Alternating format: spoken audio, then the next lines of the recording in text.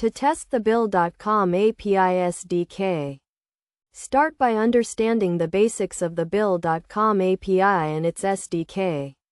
The Bill.com API is a set of APIs that allows developers to access and manage Bill.com data programmatically. The SDK provides a set of libraries and tools that make it easier to integrate the API into your application.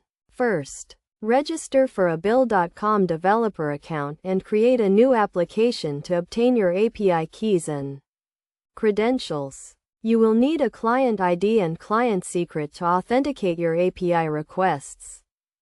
Next, choose the programming language you want to use and install the corresponding Bill.com API SDK. The SDK is available for languages such as Java, Python, and C#. Once the SDK is installed, import the necessary libraries and initialize the API client with your API keys and credentials. This will allow you to make API requests to the Bill.com API. To test the API, start by making a simple GET request to retrieve a list of vendors or bills.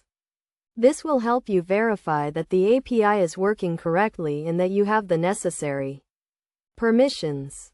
Use the API documentation to explore the different endpoints and parameters available.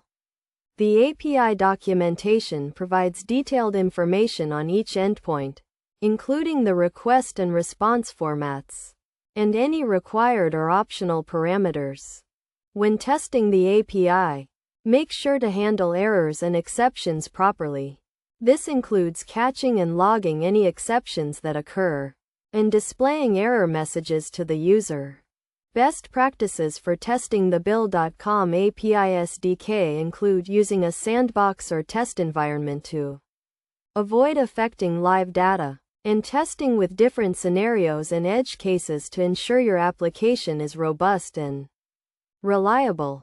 By following these steps and best practices, you can thoroughly test the Bill.com API SDK and ensure that your application is working correctly and securely. This will help you build a reliable and efficient integration with the Bill.com API and provide a better experience for your users.